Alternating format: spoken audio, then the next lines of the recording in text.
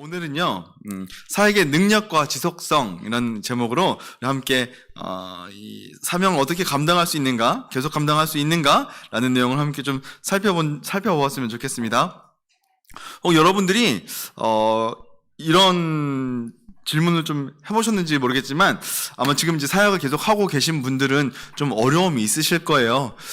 분명히 이 중에서도 올해는 좀 쉬고 싶었는데 좀 어떻게 또 시키셔가지고 하네요. 웃고 계신 분들이 종종 있어요. 제가 누군지 알아요, 그렇죠? 아마 그런 마음들이 다 있으실 거예요. 근데 제가 우리가 지금 올해 임직자로 선정되신 분들이 89명이십니다. 근데 제가 예언을 하겠습니다. 이 중에서 70명 정도는요, 올해가 끝날 때쯤에 어떻게 말씀하실 거냐면요, 이렇게 얘기하실 겁니다. 내가 부르심에 확신을 느끼며 시작한 사역인데 어느샌가 나의 뜨거웠던 마음들은 다 사라지고 사역에 부담감이 쌓이고 감사함보다는 불만이 터져나오게 되었습니다. 즐거움과 기대감이 아닌 마지못해 하는 좀 피하고 싶은 사역이 되었어요 라고 얘기하실 분들이 한 70분 정도가 되지 않을까라는 생각합니다. 그렇죠? 이렇게 막 저희 청년들 애들인데 다 이렇게 막 부담감 100배, 제 마음이 식은 것 같아요. 분노도 하고요. 내가 왜 했을까? 이렇게 생각하면서 이제 고민하게 되는 거죠. 아마 우리 중에서도 좀 그런 분들이 있을 것 같은데요. 저는 여러분들에게 어떻게 하면 이 사역들을 우리가 계속해서 keep going, 계속해서 진행할 수 있을 것인가, 하나님께서 맡기신 사명을 감당할 수 있을 것인가를 좀 오늘 얘기하려고 합니다.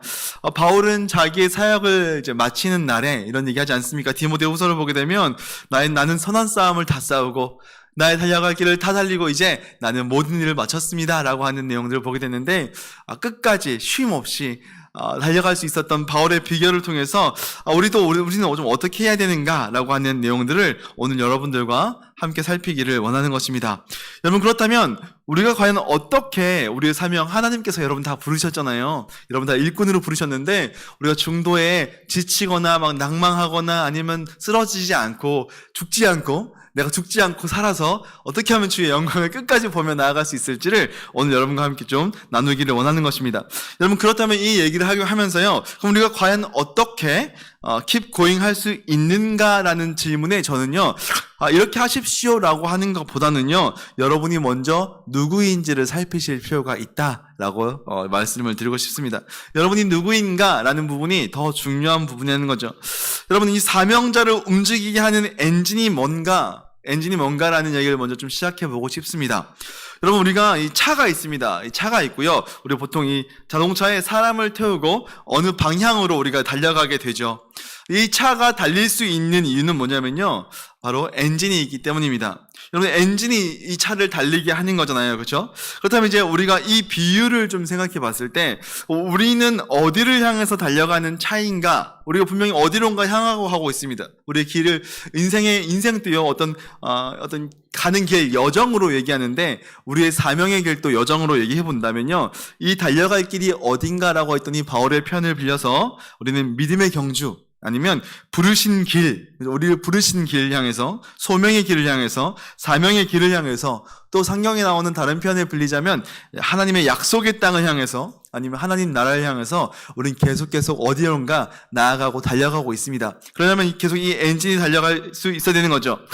우리가 목적을 향해서 나의 직분을 가지고, 이 차가 나의 직분으로 비교하자면 내가 이 길을 계속 가야 되는데, 어떤 분들은 인도자로, 또 어떤 분들은 구역장으로, 또 어떤 분들은 교사로, 또 여러 가지 위원회에서, 아니면 전도회에서, 성가대, 주차부, 안내팀, 데코팀, 장례팀, 여러 등등 우리가 이 사명의 길을 계속해서 나아가야 되고, 하나님의 부르심 가운데 우리가 주신 은사를 가지고 달려가야 되지 않습니까?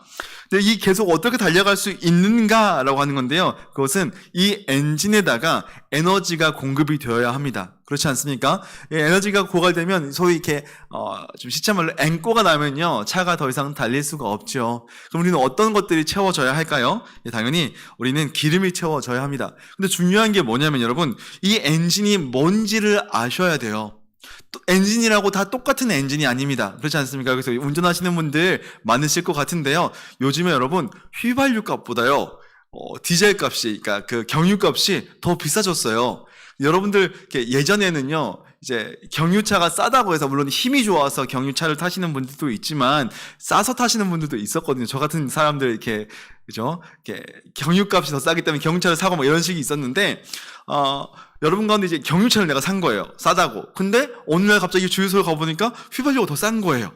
그래서 내가 내 차에다가 이제부터는 휘발유를 넣어야겠다 라는 분들 혹시 있으십니까?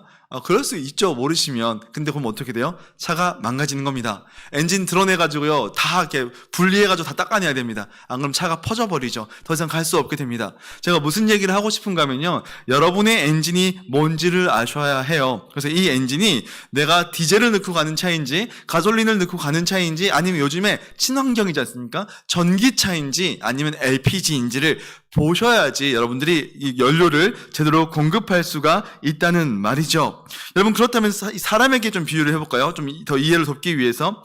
우리가 일반적인 사람들이 움직이기 위해서는 뭐가 움직여야 되냐면 심장이 움직여야 됩니다. 그렇지 않습니까? 심장이 바운스 뛰어야지 우리 각 몸으로 혈액이 영양분들과 물과 산소를 공급하면서 우리가 계속해서 움직일 수 있는 방식으로, 또 이 노폐물들은 신장으로 보내가지고 우리가 살아갈 수 있는 방식으로 이렇게 움직이는 게 심장의 역할이 큽니다. 그래서 우리가 심장 마비가 온다든지, 아니면 이 심장이 멈추든지, 아니면 이 혈액 가운데 기름이 많아져서 동맥경화가 와가지고 혈류가 원활하지 않으면 심장이 멈춰버리죠. 여러분, 그러면 그 사람은 죽는 겁니다. 이 혈류가 약해지거나 아니면 이 심장이 늦게 뛰어서 우리 몸이 약해져, 고혈압이라든지 저혈압이 와버리면 단지 우리의 몸만 망가지는 게 아니라 사람은요, 자기 정서와 우리의 어떤 생각들, 우리 정서와 감정의 문제들까지 영향을 받으면서 사람이 사람답지 못하게 살아가게 되는 경우들이 종종 오는 거죠. 이 심장이 원활하게 뛰게 하기 위해서 우리가 먹는 게 중요합니다. 그래서 여러분들이 기름기가 적은, 그쵸? 이렇게 기름 중에서도, 이렇게 그 지성 중에서도 그런 거 있잖아. 불포화 지방산은 괜찮아. 그죠? 근데 포화 지방을 먹으면 이제 기름이 쌓이는 거죠. 그래서 먹는 게 중요합니다. 영양소가 중요합니다. 여러분, 심장 가운데 어떠한 영양소를 끊임없이 공급하는가가 여러분을 계속 살아가게 할 수 있는 중요한 거리가 된다는 거죠. 그렇다면 이 그리스도인들, 특별히 직분자들, 사명자들의 엔진에 들어갈 이 영양소, 아니면 이 에너지원은 뭔지를 여러분 생각해 보셔야 됩니다. 뭐인 것 같아요? 여기 괄호가 있지 않습니까? 여러분, 이 나눠드린 페이퍼에 보게 되면 이 괄호가 있습니다. 밑에 빈칸이 있는데, 그리스도인의 심장은 무엇인지, 또 사명자의 엔진은 무엇인지, 혹시 뭔지 한번 생각해 보시겠어요? 뭐인 것 같아요? 은사. 또 뭐인 것 같아요? 말씀. 막 말씀 나오고 그렇습니다. 그렇죠? 여러분, 그런데 명확하게 찝어드리면 여러분 뭐냐면요, 하나님과의 인격적인 관계예요. 여러분, 이거 정말 중요합니다. 너무너무 중요해서 여러분에게 너무 많이 강조하고 싶습니다. 많은 사람들이 이 엔진이 뭔지를 몰라서 끊임없이 뭔가를 채워 넣으려고 하는데요, 안 채워지는 거예요. 왜냐하면 엔진이 뭔지 모르거든요. 여러분들이 엔진이 뭔지 기억하셔야 됩니다. 그래서 나의 엔진은 나와 하나님과의 관계다라는 사실을 염두에 두시고 가셔야 됩니다. 이 인격적인 관계죠. 여러분, 인격적인 관계라고 할 때 인격적인 이 뜻이 어떻게 정의하면 되냐면요, 이렇게 생각하시면 돼요. 더 깊어질 수 있는 관계. 내 남편은 남편 좀 아닌가요? 더 이상 알아갈 게 없으니까 아니죠? 네.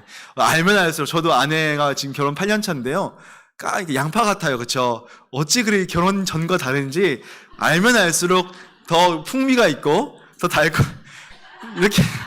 이렇게 얘기해야 돼요. 더 달콤하고, 그렇죠? 더 깊어지는 관계, 그렇죠? 그러니까 여러분, 인격적인 관계라는 게 뭐냐면 내 친구를 생각해 보면요, 더 알아갈 수 있고, 더 깊어질 수 있고, 더 이해할 수 있고, 더 누릴 수 있는 관계라고 얘기할 수 있는 겁니다. 더 깊은 내밀한 내용들을 얘기할 수 있는. 내가 아무리 텔레비전을 좋아해도요, 텔레비전과 이런 관계를 맺을 수는 없습니다. 요즘에 핸드폰을 내가 거의 저희 아내보다 더 오랫동안 끼고 살아도요, 핸드폰이 제 마음을 위로해주거나 그러지 않죠. 요즘 AI가 발달해도요, 제가 가끔씩 제 핸드폰에는 시리가 있거든요. 시리한테 물어봐요. 나 오늘 어떠면 괜찮습니다 주인님 하지만 우울해 보여, 이런 얘기 하지 않는단 말이죠. 이런 얘기 해주는 건 누구예요? 아내가. 그래도 오빠 오늘 무슨 일이 있어요? 이렇게 물어보면 이렇게 그치, 약간 이게 위로가 되는 이런 게 있죠. 여러분들께서 이 인격적이라는 표현이요, 더 깊은 내면한 관계로 들어갈 수 있는 관계라고 생각하면 됩니다. 여러분, 우리 하나님은요, 우리를 인격적인 관계로 만드셨고 다시 부르셨습니다. 그래서 우리가 하나님과 친밀해질 수 있어요. 이런 예들이 어디 나옵니까? 아브라함이 하나님의 친구가 되었던 것처럼요. 또 예수님께서 하나님과 더 깊은 관계로 들어가실 수 있었던 것처럼요. 베드로가 하나님과 더 깊은 관계로, 바울이 하나님과 더 깊은 내밀한 관계로 들어갈 수 있었던 것처럼 우리 역시 그러한 관계로 부름을 받았다는 것이고, 그것이 우리의 심장을 뛰게 하는 우리의 엔진이라는 거예요. 우리 심장이라는 겁니다. 그게. 그래서 그러면 목사님 인격적인 관계 좀 어려워요. 여러분 이렇게 생각하시면 됩니다. 신약 성경에서는요 237회를 이런 말씀을 기록하고 있습니다. 뭐라면 엔크리스토라고 되어 있는데요. 엔크리스토 들어보셨죠? 출판사 이름도 있습니다. 엔크리스토. 이게 무슨 뜻이냐면 in Christ예요. in Christ. 예수 그리스도 안에서. 여러분 우리가 예수 그리스도 안에서 하나님과 관계가 형성됐어요. 하나님과 우리의 관계가 회복되기 위해서 하나님이 원래 아담과 하와를 창조하실 때 인격적인 관계로 만드셨는데 이게 죄로 인해서 끊어졌죠. 이 관계를 회복시키기 위해서 우리에게 뭘 주셨냐면 예수 그리스도를 주셨고요. 예수 그리스도께서 십자가에서 죽으심과 부활로 말미암아 하나님과 우리 사이를 맡고 있던 성소와 지성소를 맡고 있던 휘장이 찢어져 버렸습니다. 위로부터 아래로까지. 이러면서 하나님과 우리의 관계가 형성된 거예요. 뭘로부터요? 바로 예수님 안에서요. 내가 예수님 안에 있는 것이 나의 심장이구나 라고 생각하시면 됩니다. 내가 어떻게 해서든 내가 예수님 안에 있는 것. 자, 어렵지만 이렇게 생각하시면 좋거든요. 여러분, 그러면 예수님 안에서 나에게 어떠한 변화가 일어났는가를 이해해야 하는 게요. 여러분, 예수님 안에서 나에게 어떠한 변화가 일어났는지를 아는 것. 그게 바로 뭐냐면 여러분, 예수님 안에서 내가 어떤 변화가 일어났는지를 아는 게 하나님과 인격적인 관계를 맺는 것, 지름길입니다. 자, 다시 한번 정리할게요. 하나님과의 인격적인 관계는요, 그리스도 안에서 이미 내가 예수님을 영접할 때, 내가 거듭날 때, 내 안에 일어난 변화를 아는 게 많아질수록 하나님과의 인격적인 관계가 깊어져요. 자, 첫 번째 뭡니까? 그리스도 안에서 하나님의 뭐가 되었어요? 자녀가 되었어요. 이렇게 여러분, 자, 저를 또 한번 보시겠어요? 자, 이렇게 위로 한번 찔러주세요. 이렇게 위로. 자, 위로가 위에 누가 있습니까? 하나님이 계시죠. 내가 하나님과의 관계에서 내가 하나님의 자녀가 되었다는 겁니다. 이해가 되시죠? 그러면 아래로는 뭡니까? 아래로는 사람이 나죠. 그렇죠? 아래로는 뭐예요?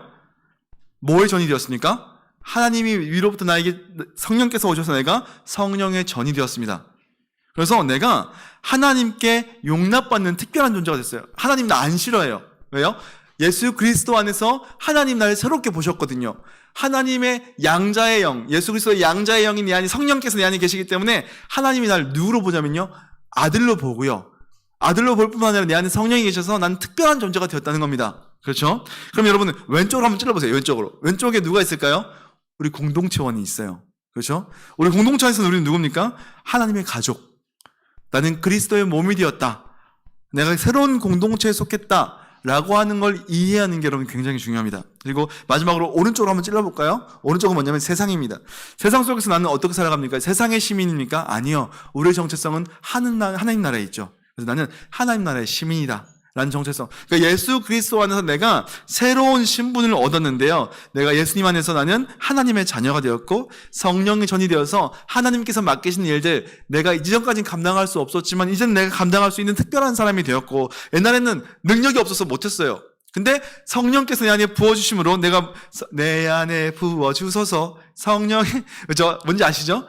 내 성령이 내 안에 계시기 때문에 내가 그분 안에서 내가 모든 것을 할 수 있게 되는, 난 특별한 존재가 되었다. 그리고 나는 나 혼자 있는 게 아니고 옆에 있는 여러분, 그 옆에 있는 그분들이랑 같이 있는 존재가 되었다. 난 세상 속에서 하나님 나라의 시민으로 살아간다 라고 하는 정체성이 그리스도 안에서 주어진다는 거죠.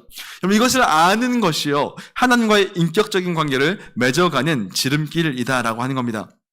여러분, 그렇다면 이 사명자의 엔진이 하나님과의 관계, 예수님 안에 있는 거라면, 다시요. 사명자의 엔진, 나로 하여금 심장이 뛰게 하고 내 모든 신앙생활을 가능하게 하고 나의 사명의 길을 걸어갈 수 있게 하는 게 하나님과의 관계에 있을 때 가능하고, 이게 동맥경화가 생겨가지고 막혀버리면 내가 신앙생활도 못하고 나의 모든 사명도 감당할 수 없게 되어버리는 심장이 하나님과의 관계다라고 하는 걸 안다면, 그럼 이 엔진에다가 뭘 부어 넣어야 되냐는 걸 이제 중요해지는 겁니다. 가솔린 엔진, 내가 이 휘발유 엔진이면, 가솔린 엔진이면 휘발유를 넣으면 됩니다. 근데 경유의 엔진이면요, 경유를 넣으셔야 돼요. 그럼 여러분, 이게 하나님과의 관계가 우리의 엔진이라면 여기다가 우리는 우리 안에 뭘 부어 넣어야 되는가, 이게 더 중요해지는 거죠. 자, 우린 예수님 안에서 하나님과의 관계가 시작됐고, 우리가 회심해서 예수님의 죽으심과 부활을 믿음으로 받아들이면서 영접해서 자녀가 되었고, 성령의 전이 되었고, 또 이제 그리스도의 몸이 되었고 하나님 나라의 시민이 되었다면 우리 안에 뭐가 부어져야 되냐면요, 은혜입니다. 은혜예요. 은혜. 여러분, 은혜가 부어져야 됩니다. 그래서 이 앞에 그림 나와 있지만, 자, 우리의 이 에너지는요, 은혜라는 겁니다. 하나님의 은혜. 자, 우리 고린도전서 3장 10절 말씀을 함께 읽어보겠습니다. 시작. 내게 주신 하나님의 은혜를 따라 내가 지혜로운 건축자와 같이 터를 닦아 두매 다른 이가 그 위에 세우나 그러나 각각 어떻게 그 위에 세울까 조심할지니라. 그러니까 내가 이 터를 세우는데, 우리가 이 사명을 감당하는데, 교회를 세우는데 뭘로 감당하냐고 하면 하나님의 은혜로 한다는 거예요. 우리가 하나님의 은혜가 내 안에 채워질 때 이 사명들을 감당할 수 있죠. 우리 밑에 있는 고린도전서 15장 말씀도 한번 읽어보겠습니다. 시작. 그러나 내가 나된 것은 하나님의 은혜로 된 것이니 내게 주신 그의 은혜가 헛되지 아니하여 내가 모든 사도보다 더 많이 수고하였으나 내가 한 것이 아니요 오직 나와 함께 하신 하나님의 은혜로라. 내가 진짜 열심히 했다는 거야. 내가 진짜 죽도록 했다는 거예요. 근데 나중에 사는 말이 뭐냐면, 근데 내가 한 거 아니에요. 다 하나님의 은혜였어요. 돌이켜보니까 아는 거죠. 바울은 그렇게 얘기하는 겁니다. 여러분, 하나님의 은혜가 채워져야지 여러분 내가 사명을 계속해서 감당할 수 있는 겁니다. 고린도서 9장 8절도 한번 읽어보죠. 시작. 하나님이 능히 모든 은혜를 너희에게 넘치게 하시나니 이는 너희로 모든 일에 항상 모든 것이 넉넉하여 모든 착한 일을 넘치게 하려 하심이라. 여러분, 우리가 이 착한 일, 선한 일, 하나님께서 교회 가운데 주신 사명을 감당할 때도요, 똑같이 얘기합니다. 은혜가 너희한테 넘쳐야 돼. 왜? 우리의 심장은요, 하나님과의 관계거든요. 하나님과의 관계가 막혀버리면 안 되는 거죠. 자, 마지막으로 디모데후서 2장 1절에서 2절 말씀 한번 읽어보겠습니다. 시작. 내 아들아, 그러므로 너는 그리스도 예수 안에 있는 은혜 가운데서 강하고 또 내가 많은 증인 앞에서 내게 들은 바 충성된 사람들에게 부탁하라. 그들이 또 다른 사람들을 가르칠 수 있으리라. 여러분, 이 사명, 교회 안에 가르치는 사명을 감당하는 것도, 디모데에게 얘기하는 것도요, 너가 뭘로 해야 되냐? 하나님의 은혜로 해야 돼. 여러분, 이 은혜가요, 여러분, 모호하게 생각하시면 안 돼요. 그냥 내가 하는 게 아니야 라고만 생각하시는 게 아니고요, 내가 하나님과의 관계가 나의 엔진이라면 끊임없이 내 안에 계속해서 부어져야 되는 실제적인 게 은혜라는 거예요. 그냥 좋은 게 그냥 말로만 형이상학적으로 이미지적으로만 그렇게 은혜 이런 거 얘기하는 거, 그냥 알아서 돌아가는 거겠지, 이게 아니라는 거예요. 실제적인 은혜가 있다는 겁니다. 그럼 이 은혜가, 사명자의 이 엔진을 움직이는 이 연료인 은혜가 어디로부터 오는가? 라고 했을 때, 여러분, 이 그림을 한번 보십시오. 여러분, 이 그림을 보면, 이렇게, 이 그림이요, 뒤에 있는 그림이 삼위일체 하나님을 표시하는 그림이에요. 아마 여러분, 신앙생활을 하시다 보면요, 보신 적 있을 거예요. 그렇죠? 하나님은 한 분이신데, 세 분이시다. 위격이 세 분이시다고 해서 그림을 보통 이렇게 그립니다. 그래서 아버지랑 아들은 is not, 다른데, 근데 이 하나님인 건 동일하다. 이렇게 이런 표현들을 쓰는 거죠. 삼위 하나님은요, 여러분, 삼위일체 이 그림은요, 너무너무 이렇게 신기하고요, 너무 이렇게 놀라운 그림입니다. 이게 우리가 머리로 잘 이해가 되지 않지 않습니까? 근데 실제인 거죠. 하나님이요, 하나님끼리 서로 영원전부터 연합하셔서 서로 깊은 인격적인 관계 속에서 서로 사랑하는 거예요. 삼위 하나님의 사랑 가운데에서 그분의 영광이 드러나며 그 영광의 파편이 바로 우리들이에요. 하나님의 영광과 그분의 사랑이 서로 사랑함이 넘쳐가지고 하나님께서 인간을 창조하시죠. 하나님끼리의 내밀한 관계. 하나님께서 이 성자 예수님께 이는 내 사랑하는 자요, 나의 기뻐하는 자다라고 말씀하시지 않습니까? 그 긴밀한 관계에 하나님께 계셨죠. 근데 원래 우리는 어떤 자였습니까? 하나님으로부터 단절된 자였습니다. 근데 우리가 누구로 인해서 하나님과 연결돼요?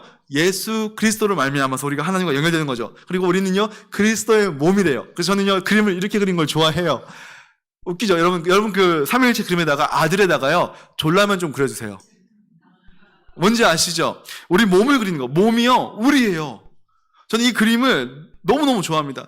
원래 우리가 하나님과 연결된 자가 아니었어요. 근데 우리가 예수님을 머리로 하고 우리가 몸된 지체로서 그분께 붙어 있을 때요, 여러분, 하나님으로부터 뭐가 오냐면 은혜가 와요. 여러분, 이 하나님으로부터 이렇게 쭉 우리의 마음 가운데, 우리 영혼 가운데 마치 우리가 입으로 식도를 통해서 음식물이 들어가서 피를 통해서 이 심장이 빰뿌질돼서 모든 신체 가운데 피가 도는 것처럼요. 우리가 예수님께 연결되어 있고 붙어 있기 때문에 여러분 우리 가운데 하나님의 은혜가 쭉쭉쭉쭉쭉 들어오는 거예요. 아주 실제적인 얘기죠. 우리 야고보서 1장 17절 말씀 한번 읽어볼까요? 시작. 온갖 좋은 은사와 온전한 선물이 다 위로부터 빛들의 아버지께로부터 내려오는 여기까지요. 여러분, 온갖 좋은 은사와 선물들, 그분의 은혜가 위로부터 하나님께로부터 쭉쭉쭉 넘겨오는데, 왜냐하면 우리가 예수님께 연결되어 있기 때문입니다. 자, 우리 성자 그리스도의 연합과의 은혜, 이 연합과 은혜 때문인 거죠. 우리 에베소서 1장 22절, 23절 말씀 함께 읽어보겠습니다. 시작. 또 만물을 그의 발 아래 복종하게 하시고 그를 만물 위에 교회의 머리로 삼으셨느니라. 교회는 그의 몸이니 만물 안에서 만물을 충만하게 하시는 이의 충만이라. 예수님이 교회의 머리가 되신다는 거. 여러분, 이 그림을 꼭 기억하셨으면 좋겠습니다. 여러분, 우리가 어떻게 하면 은혜를 누릴 수 있느냐? 여러분, 딴 거 필요 없어요. 예수님께 연결되어 있으셔야 돼요. 예수님과 긴밀하게 연결되어야 됩니다. 여기 밑에 보게 되면요. 열매 맺음, 요한복음 15장 3절에서 5절 말씀 한번 읽어보겠습니다. 시작.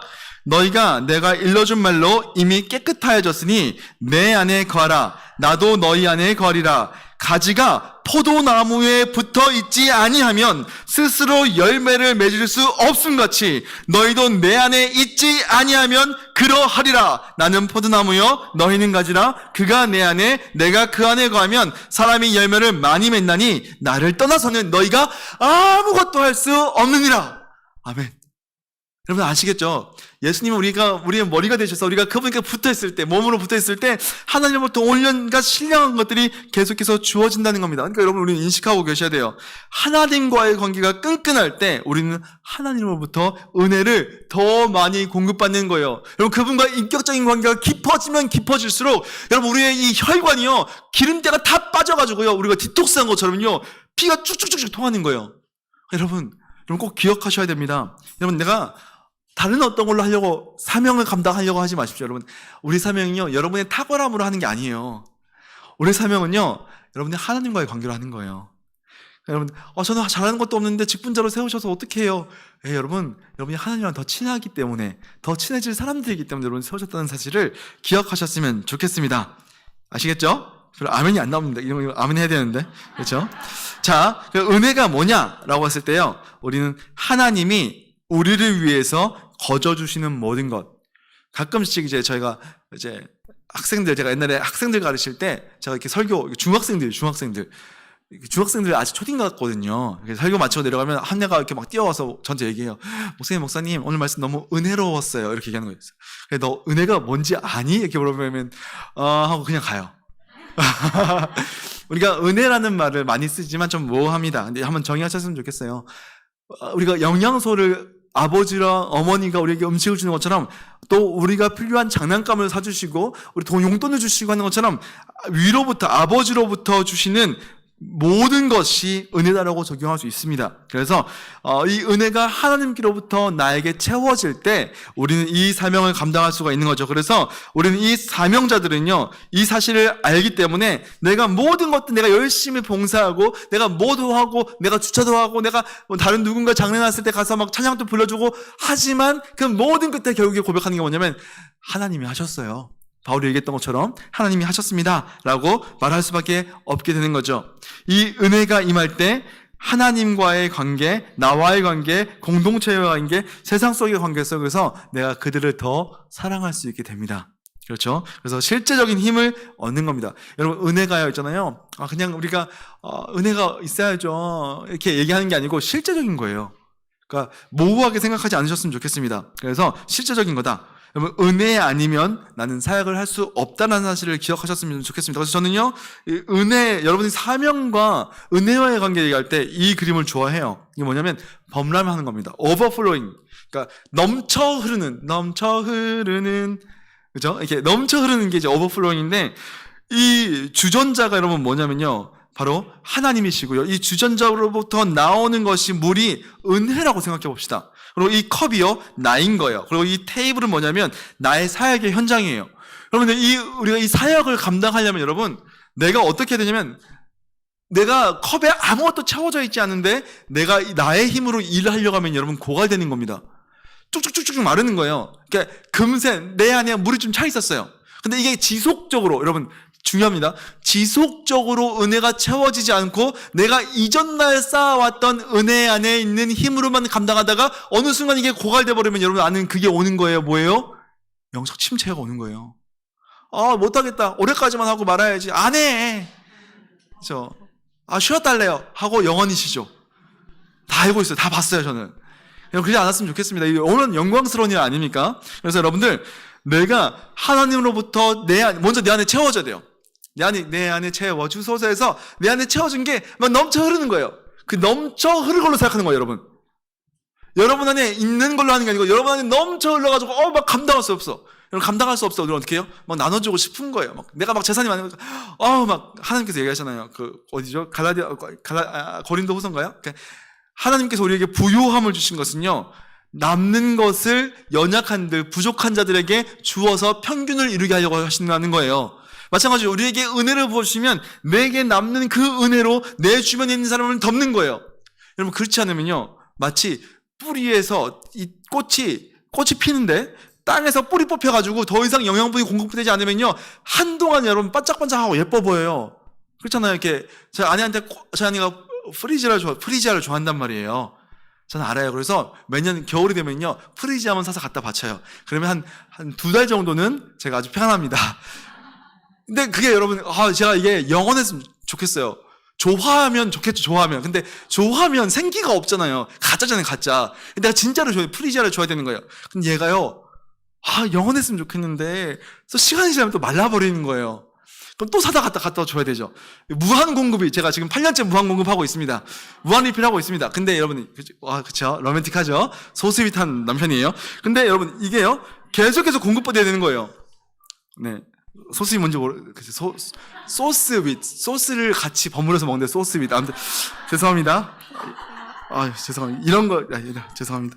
이런 아재그가 안 좋아하는데. 아무튼, 그래서 여러분 내 안에 넘쳐 흐르는 것으로 우리 안에 계속 사역의 은혜가 계속 공급돼야 돼요. 그러니까 여러분, 내게 주시는 은혜가 잠깐 반짝있다고 내가 나 열심히 해볼래요 하다가 안 채워져가지고 그만두시는 분들 진짜 많이 봤어요.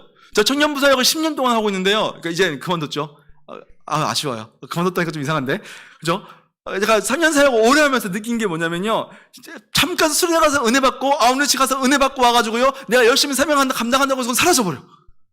그러니까 너무 안타까운 거예요.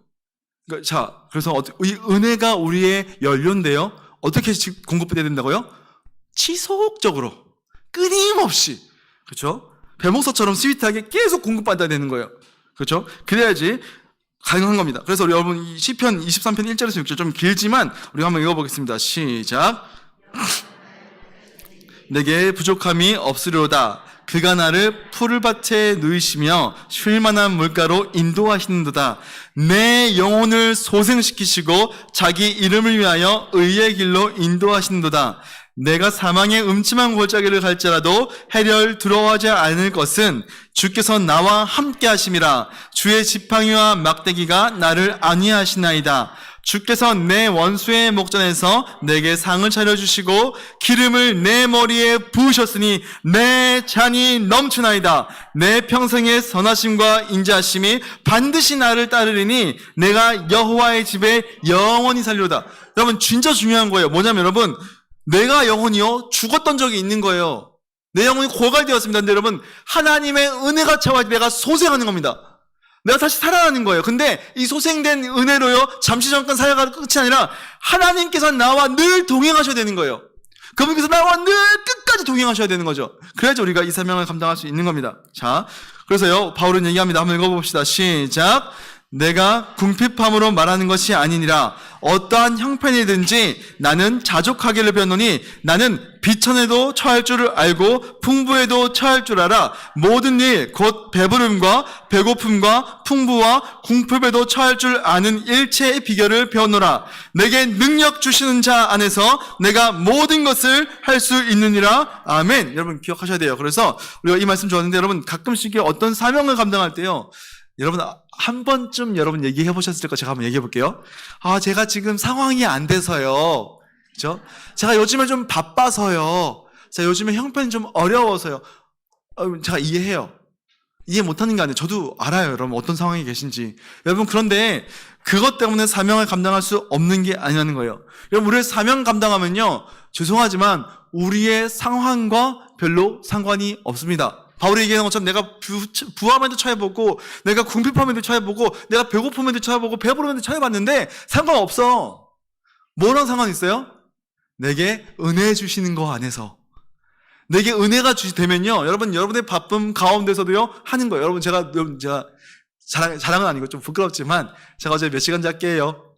1시간 잤어요, 1시간. 제가 그저께 몇 시간 잤게요? 1시간 잤어요. 물론 피곤해요. 근데 제가 지금 올라왔거든요? 신기해요, 여러분. 하나도 안 피곤해요. 제가 얼굴 좀 이렇게 반짝반짝 하지 않습니까? 하나도 안 피곤해요. 왜요? 여러분, 제가 올라오기 시간까지 골골댔어요. 막 골골대면서, 주님 어떡해요? 이렇게 했거든요. 근데 올라오니까요, 위로부터 지금 이렇게 뭔가 꽂혔어요. 이렇게 쭉쭉쭉쭉 들어와요. 그래서 하나도 안 힘들어요. 너무 좋아요. 자, 그래서 여러분 말씀드리고 싶습니다. 여러분 사명 감독가 내 상황을 보시는 게 아니고요, 내가 하나님과의 관계가 연결되어 있는 거 아닌가를 보셔야 돼요. 여러분 여러분들 일단 하세요. 하시면 하나님 은혜 주시요. 이렇게 얘기할 수도 있어요. 근데 여러분 제가 명확하게 얘기하고 싶은 건 뭐냐면요, 은혜가 안 채워지면 하지 마세요. 이게 맞아요. 제가 예전에 제가 중등부를 감당할 때 미친 아이들, 이렇게 교사 계신 분 저기 미친 아이들 요즘엔 소년부가 미쳤어요. 왜냐면 사춘기가 좀 10년 전에 중등부 사역할 때는 중등부들이 미쳤어요. 근데 요즘엔 좀 이렇게 연세가 이렇게 내려갔습니다. 그래서 초등학생들, 우리 교회로 따지면 이제 소년부 애들이 미쳤어요. 개념이 없어요.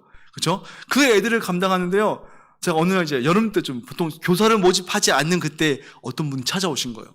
예배 끝날 때 뒤에서 이렇게 다섯이 앉아 있다가 예배 끝나고 이렇게 어른이니까 제가 물어봤어요. 아니 학생도 아닌데 어떻게 와서 예배 드리셨어요? 했더니 그분이요, 제가 교사를 하고 싶습니다. 이렇게 하는데 감동됐죠. 이 미친 아이들을 섬기기 위해서 오는 사랑 많으신 분이구나. 그래요. 왜냐면 이게 여러분 농담이 아니고 이게 이상한 일이에요. 중등부를 찾아오시는 분은 제정신이 아닌 거예요. 제가 물어봤죠. 왜 하필이면 중등부 이 어려운 데로 오셨습니까? 뭐라고 오셨냐면, 제가 요즘에 영적인 침체를 겪고 있어서 제가 교회에서 가장 미친 아이들, 어렵다 하는 애들을 섬기면 하나님께서 내게 더 많은 거 채워주시지 않을까요? 하고 온 거예요. 제가 그래서 돌려보냈어요. 그럼 죽습니다. 왜? 은혜가 채워지지 않는 상태로 일하는 건 여러분 아니에요.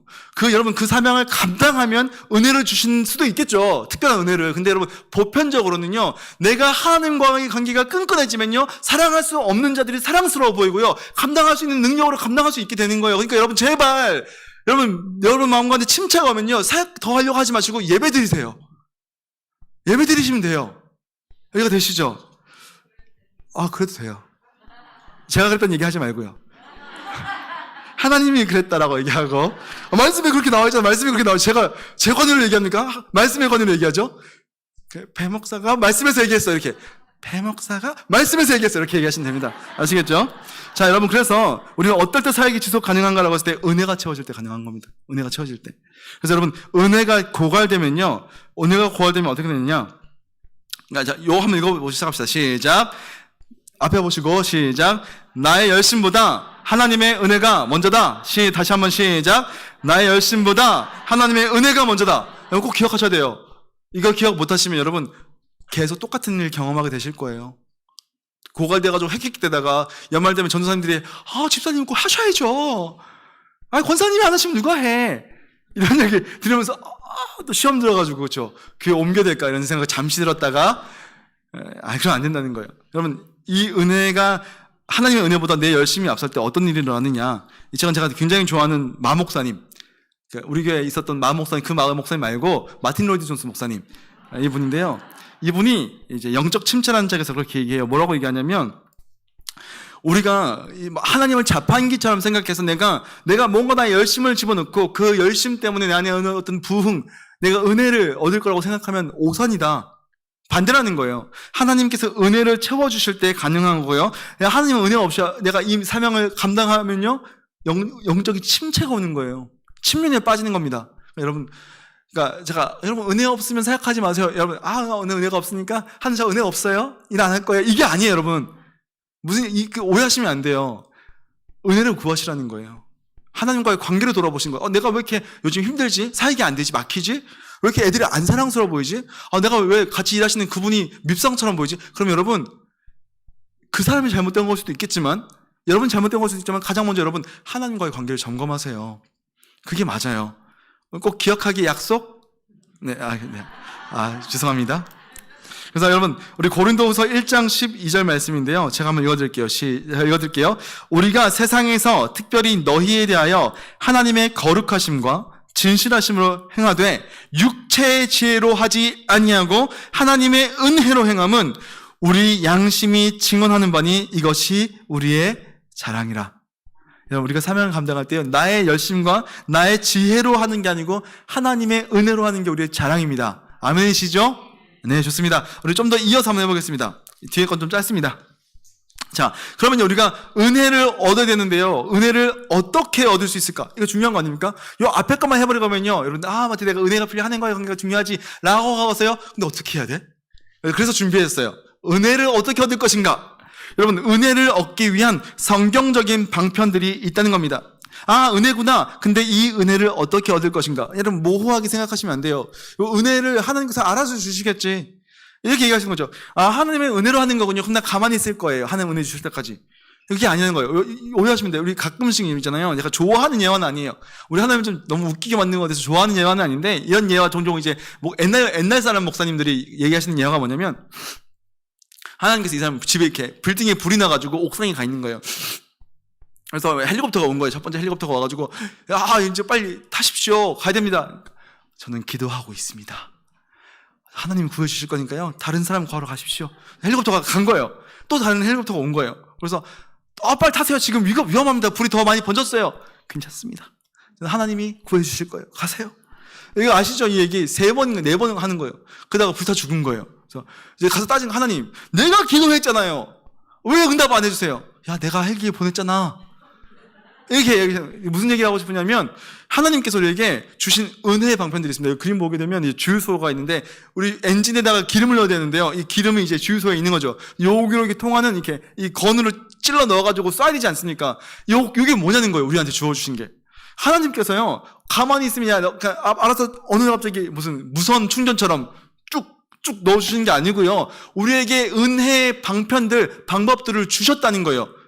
여러분, 이게 아니가 굉장히 중요해요. 여러분, 뚜레쥬르에 가서 여러분 빵 사드시나, 파리바게뜨 가서 빵 사드신단 말이에요. 할인 카드가 있을까요, 없을까요? 뭐가 할인돼요? SK가 돼요, 그쵸? SK가 된단 말이에요. 롯데리아 여기 근처에 있어요. 할인 될까요, 안 될까요? 뭐가 돼요? SK가 돼요. 근데 SK이신 분들 계신데 할인 안 받으신 분이 있다, 없다?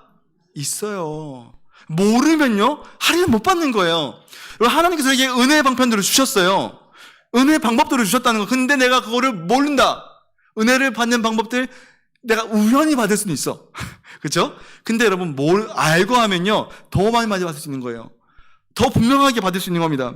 이게 바로 은혜의 수단. 우리 믿음의 선배들이요, 믿음의 수단 또는 믿음의 방편, 은혜의 방편이라고 불렀던 겁니다. 그래서 영어로는 이제 미디어 오브 그레이스라고 합니다. 은혜의 방법들. 그리고 이제 라틴어로 하면 메데아 그레티아 이렇게 되어 있는데, 괜찮았어요? 네.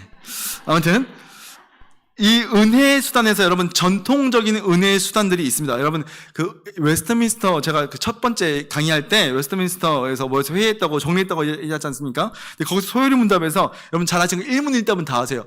당신의 사람의 제일 되는 목적은 무엇입니까? 하면 사람의 제일 되는 목적은 하나님을 영화롭게 하고 그분을 영원토록 즐거워하는 것입니다. 이거 우리 다 알아. 근데 여러분, 88문은 잘 모르실 거예요. 그렇죠? 그럼 88문 한번 볼까요? 88문 질문 한번 읽어봅시다. 시작. 외적인 수단은 무엇인가요? 하나님께서 우리에게 주시는 은혜, 구속의 유익, 아까 연결되어서 주시는 은혜에 우리에게 주시는 외적인 수단이 있대요. 그게 뭐냐? 우리 답변 한번 읽어봅시다. 시작. 그리스도께서 우리에게 구속의 유익을 전달하시는 외적인 그리고 통상적인 수단은 그의 규례들인데, 특별히 말씀, 성례, 기도입니다. 택한 자들의 구원에 모두가 효력이 됩니다. 여러분, 이게 재밌습니다. 외적인 수단, 그러니까 겉으로 보여지는, 그러니까 여러분, 모호한 게 아니라는 거예요. 분명한 방법들이 있다는 겁니다. 그리고 통상적인, 보편적인, 물론 하나님께서 어떤 사람에게 특별하게 어느 날 갑자기 그 부흥의 날에 부흥이 이제 임할 때 확 꽂혀가지고 어떤 게 그 조나단 에드워즈 목사님이 사역하실 때는요, 그 마을에 이 은혜가 임해버리니까, 부흥이 임해버리니까 그 앞에서 이렇게 배를 대고 있던 그 상인들이 갑자기 무선 충전돼가지고 갑자기 뒤집어서 그 자리에 막 회개하는 일이 일어나요. 근데 여러분, 이거는 아주 특별한 케이스고요. 보편적인 통상적인 수단은 뭐냐라고 했을 때요, 말씀과 성례와 기도. 말씀 다시 그 말씀이고, 성례는 성찬과 세례예요.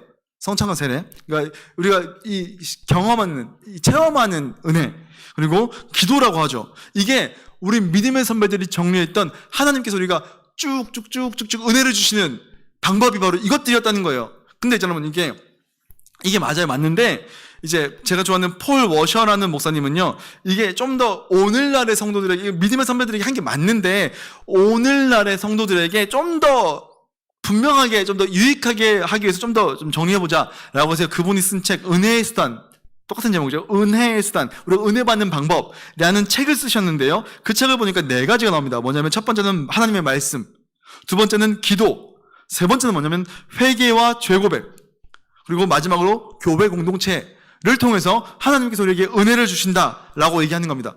다시요. 하나님의 말씀, 기도, 회개와 죄고백, 그리고 교회 공동체를 통해서 하나님은 우리에게 은혜를 주신다는 거예요. 우리 하나하나 살피는 걸로 좀 정리해 보려고 합니다. 첫 번째 뭡니까? 하나님의 말씀입니다. 여러분, 하나님의 말씀을 가장 먼저 고려하셔야 돼요. 내가 여기서 여러분 직분자 돼서 좋으시죠? 억지로도 성경 말씀 읽고 계셨으니까요. 그렇죠? 하나님의 말씀, 내 스스로 읽는 개인적인 성경 공부가 너무너무 중요합니다, 여러분. 내가 가장 먼저 고려될 게 은혜의 수단이 뭐냐면 하나님의 말씀인데, 하나님께서 교회와 개인 가운데 대체 불가능하게 주신 수단이 뭐냐면요, 바로 개인적인 성경 공부라는 겁니다. 그래서 하나님께서 우리에게 이 말씀 공부하도록 주셨습니다. 그리고 디모데후서 2장 15절 같이 한번 읽어보겠습니다. 시작. 너는 진리의 말씀을 옳게 분별하며 부끄러울 것이 없는 일꾼으로 인정된 자로 자신을 하나님 앞에 드리기를 힘쓰라. 말씀에 옳게 분별된 것으로 부끄러울 것이 없는, 그러니까 말씀이 여러분 기준이 되셔야 되는 거예요. 여러분 말씀 계속 보셔야 돼요. 숙제로만 보는 게 아니다. 그렇죠? 여러분 올해 1월달에 시작하셨잖아요. 다 올해는 내가 말씀 읽어보리라 라고 했는데 계속 읽고 계세요. 이제 작심 2달 괜찮습니다. 한 번 더 하면 되죠 뭐. 계속해서 읽어가시는 거예요, 여러분. 이게 계속적으로 우리 안에 이 빨대를 꽂아 놓으셔야지 은혜가 고갈이 안 되고 쭉쭉쭉쭉 들어와요. 저도 하루에 10장씩 정리, 요즘 행복해요. 말씀 제가 성경책 서서 샀거든요. 다시 정리하려고. 너무 행복해요. 나중에 간증해 드릴게요. 나중에, 지금 말고. 또, 그 다음에 뭐냐면, 신실한 목사님을 통해서 선포되는 말씀 강해. 교회 전통 가운데 주신 하나님의 말씀. 에스라가 앞에서 율법을 가르칠 때요, 모든 이스라엘 백성들이 그 말씀을 듣고 회복했던 것처럼 하나님의 말씀이 계속 쭉쭉쭉 주어진다는 거죠. 그리고 또 뭡니까? 사도행전 17장에 보게 되면요, 사람들이 모여서 서로 성경을 가지고 토론했다는 거예요. 이게 뭐냐? 나눔을 했다는 거죠. 여러분, 이게 뭐냐면, 여러분, 구역 모임. 여러분, 구역 모임 하셔야 돼요.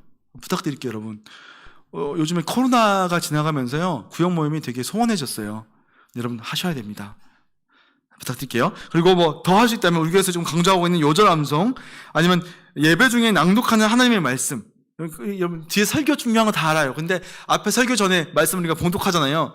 되게 이렇게 그냥 하는 것보다 넘어가잖아요. 제가 존경하는 요즘에 좀 핫한 목사님 중에서 그 이정규 목사님이라는 분이 계신데, 제가 그분이랑 같이 예배를 드리는데, 그분이 설교하기 전에 보통 우리가 하나님의 말씀 함께 보겠습니다, 보통 이렇게 하잖아요. 하나님의 말씀 같이 보겠습니다, 교독하고 설교하잖아요. 이분이 이렇게 말씀을, 너무 멋있었어. 다 같이 하나님의 말씀을 받읍시다, 그리고 말씀을 교독하는 거예요. 제가 너무 멋있어서 제가 그다음부터 그렇게 똑같이 따라했어요. 그래서 성년대와 같이 예배 드릴 때, 여러분 다 같이 하나님께서 오늘 우리에게 주시는 말씀이 있습니다, 같이 말씀 받읍시다 하고 같이 교독하고, 그 말씀이 있는데 나한테 말씀하시는 것 같은 거야. 그렇죠? 여러분 그 은혜를 여러분도 누리셨으면 좋겠습니다. 그리고 가장 중요한 게 뭡니까? 여러분 복음의 원리를 여러분께서 알고 계신 거예요. 성경 전체가 얘기하고 있는 복음의 원리, 하나님이 창조하시고 타락되고 하나님께서 우리를 구속하시기 위해서 예수 그리스도를 보내주시고 그 예수를 믿는 믿음 안에서 우리가 구원받고 하나님의 자녀로서 살아갈 수 있게 되는 이 모든 이야기를 여러분 머릿속에 정리하고 있는 게 너무너무 중요해요. 제가 첫 번째 얘기했잖아요. 그래서 우리가 누구인지를 아는 거, 예수 그리스도 안에서 하나님의 자녀가 되었고 성령의 전이 되었고, 내가 교회의 몸이 되었고, 하나님의 예수 그리스도의 몸이 되어서 몸된 교회의 지체가 되었고, 또 세상을 향해서는 하나님 나라의 시민이 되었다라고 하는 것을 알고 살아가면요, 은혜를 구할 수밖에 없어요. 그렇지 않습니까? 예, 이게 바로 말씀입니다. 두 번째 뭘까요? 기도라는 거죠. 여러분 기도 열심히 하셔요? 여러분 다 알아요. 기도 중요한 거. 근데 기도가 잘 안 돼. 기도 될 때 해야지. 기도 잘 안 됩니다, 여러분. 기도가 왜 안 되냐면요, 여러분. 육신의 힘으로 될 수 있다는 그 고집과 믿음이 우리한테 여전히 남아있어서 그래요. 내가 기도 안 해도 되던데? 라는 게 있어서 그래요. 그렇죠? 또 뭡니까? 우리의 육신에, 우리 죄된 관성. 내가 예수님을 믿었지만 내 삶이요 지금까지 20년, 30년 동안 죄 속에 살아가다가 그게 관성으로 쭉 가려고 하는 경향성이 있는데 내 몸 육신 자체가요 하나님께 기도하는 걸 싫어해요. 그러니까 쳐서 복종시켜야 되는 거예요. 그렇죠? 야 기도해! 하면서 등짝 때리고 야 기도 안 하냐? 뒤통수 때리고 하면서 쳐 복종시키면서 기도를 해야 됩니다.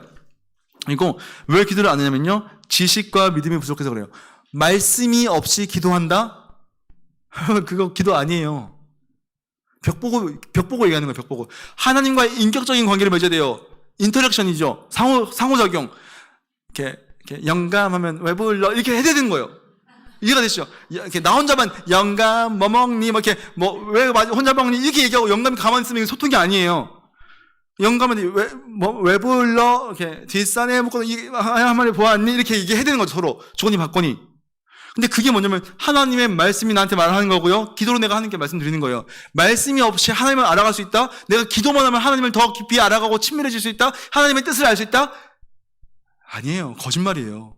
하나님의 말씀이 우선시돼야 됩니다. 그러니까요, 우리는 이 지식을 가지고 하나님께 나아가야 됩니다. 자, 우리 야고보서 4장 2절 말씀 함께 읽어보겠습니다. 시작.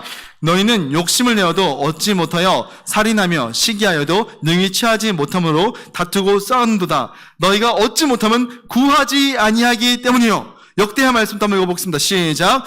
여호와의 눈은 온 땅을 두루 감찰하사 전심으로 자기에게 향하는 자들을 위하여 능력을 베푸시나니 이 일은 왕이 명령대에 행하였으니. 이게 무슨 얘기냐면 사울이 먼저 제사 드린 거 아시죠? 사무엘 안 와가지고 먼저 제사 드린 거. 그렇죠? 하나님의 말씀이 임하지 않고 그분께 온전히 기도하지 않는데 이 능력이 채워지지 않는다는 겁니다. 그러면 여러분 기도 이 사명, 특별히 사명자들은요 기도하셔야 돼요. 누굴 따라서? 우리 그리스도를 따라서. 마가복음, 누가복음 나와 있는데 내용은 동일합니다. 뭐냐면요, 예수님께서 습관을 따라서 매일마다 한적한 곳에 새벽 미명에 나아가셔서 기도하셨다라는 거예요. 왜 하셨을까요? 하나님께 기도하지 않고서는 은혜가 채워지지 않아서 가서 하신 거예요. 여러분, 예수님께서 얼마나 바쁘셨습니까? 여러분, 그분은요 누울 곳도 없으신 분이셨고요, 사람들한테 쫓겨다니시느라 인기가 너무 많으셔가지고 밥 먹을 시간이 없었던 분이에요. 오죽하면 배 타고 도망치실 분이었을까요? 근데 그분이요 이 모든 사명을 감당하기 위해서 제일 먼저 채웠던 게 뭐냐면 기도였습니다. 여러분, 제 직분자로서 사명을 감당하는데요, 여러분 제가 새벽기도 다 나오는 얘기는 아니에요. 나오면 좋죠, 당연히. 왜냐면 이 하나님과의 관계는요 따로 떼어놓지 않으면요 다른 거에 다 밀려요. 여러분 다 아시잖아요. 근데 밤에 저는 목사님 전 밤에 성경 말씀 읽고 기도해요. 하시겠죠. 안 피곤할 때만. 나 오늘 너무 피곤해. 그러면 오늘은 패스. 지금 다음에 봐요. 뿅 이렇게 가잖아요, 그죠? 그러니까 여러분 먼저 해버리는 거예요. 요즘 그래서 먼저 하신 거예요, 새벽에. 그렇죠? 그래서 중요한 일을 앞두고 그래서 그 유명한 책 중에서요 너무 바빠서 뭐 합니다? 기도합니다. 기도가 먼저예요. 그렇죠, 여러분? 그래서 직분을 감당하실 때 부탁드릴게요. 기도를 멈추면요 은혜가 고갈됩니다. 기도의 통로입니다. 자, 그리고 그리스도께 배워서 뭐냐면 이 주기도문을 통해서요 예수님께서 우리에게 뭐라고 하나님을 부르냐면 아빠, 아버지, 하늘에 계시는 이 아버지라고 되는데 이 아버지가요 이 헬라어로 아빠입니다. 그분을 더 친밀하게 알면서 그분을 경외하는 가운데 기도해라 라고 얘기하고 있는 거죠. 그리고 공동체적인 기도, 우리 누가복음 19장 말씀 한번 읽어보겠습니다. 시작. 그들에게 이르시되 기록된 바 내 집은 기도하는 집이 되리라 하였거늘. 여러분이 이게 뭘 보고 얘기하신 거냐면 성전을 보고 얘기하신 거예요. 그렇죠? 근데 밑에 나와 있는 고린도전서랑 사도행전은요 그러니까 밑에 있는 고린도전서는 뭘 얘기하고 있냐면 너희가 성전이다. 너희가 성령을 모시고 있으니까 너희가 성전이다. 여러분, 우리 3단 논법. 성전은 뭐 하는 집이다? 기도하는 집이다. 근데 너희가 성전이다. 그럼 우리는 뭐 하는 사람들이다? 기도하는 사람들이다. 3단 논법이죠. 여러분, 우리는요 논리적으로 봐도요 기도하셔야 되는 거예요. 이해가 되시죠? 그래서 우리는 사도행전 2장 42절 말씀 한번 읽어보겠습니다. 시작. 그들이 사도의 가르침을 받아 서로 교제하고 떡을 떼며 오로지 기도하기를 힘쓰니라.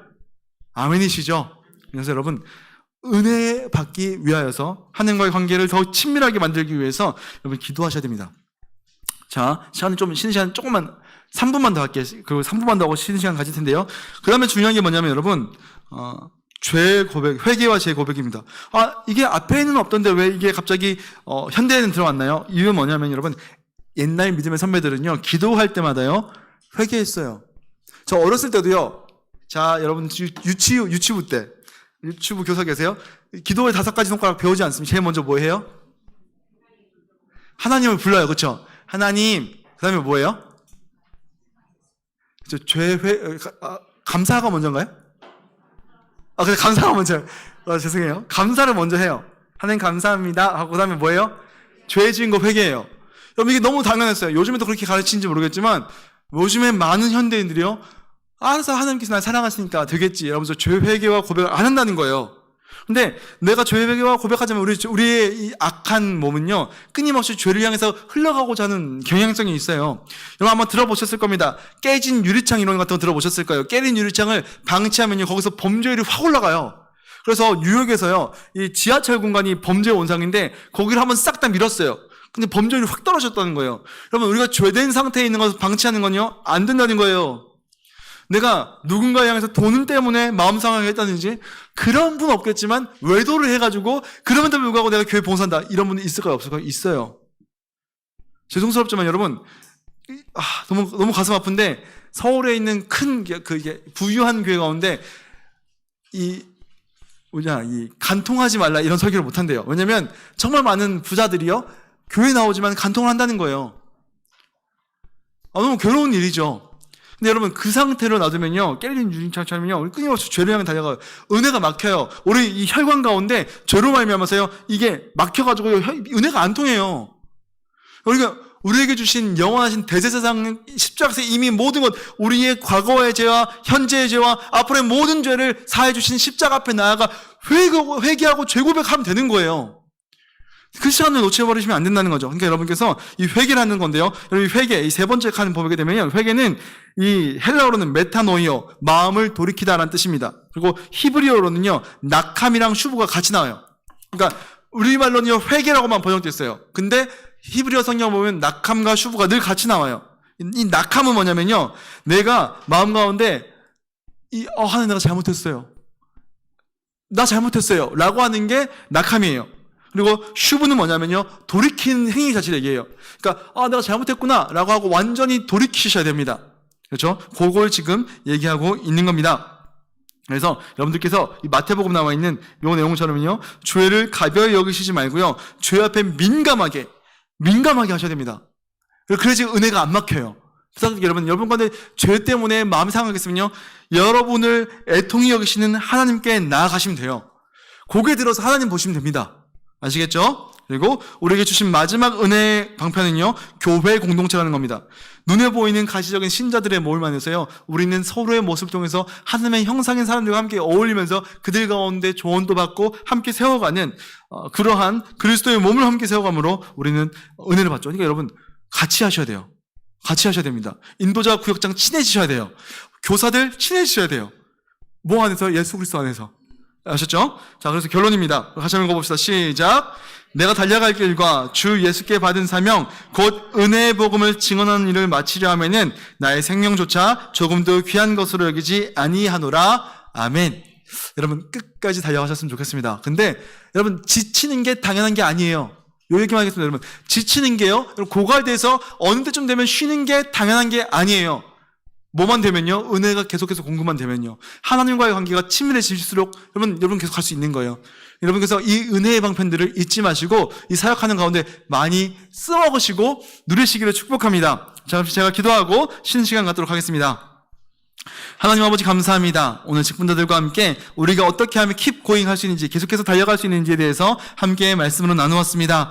하나님 사랑하는 아버지, 우리의 주님의 일꾼들, 주님께서 부르시고 택하시고 세우신 이 직분들, 교회 사명을 함께 감당하기 위해서 세우신 이 직분들 가진 자들이 아버지, 다른 어떤 것으로 사명을 감당하는 것이 아니라 위로부터 오시는 하나님의 은혜, 예수 그리스도의 몸된 우리가 예수 그리스도로 말미암아 이 은혜가 통과되어서 우리 가운데 끊임없이 넘치도록 채워질 때 이 사명을 감당하는 줄 알고 실제적으로 은혜를 구하며 나아갈 수 있도록 은혜를 더하여 주시옵소서. 아버지께서 끝까지 이 사명 감당할 수 있는 모든 직분자 되기를 소망하오니 주여 끝까지 함께하여 주시옵시고 아버지를 채워 주시옵소서. 주께 감사드렸고 예수님의 이름으로 기도드렸습니다. 아멘. 우리 5분 쉬었다가 다시 모이도록 하겠습니다. 수고하셨습니다.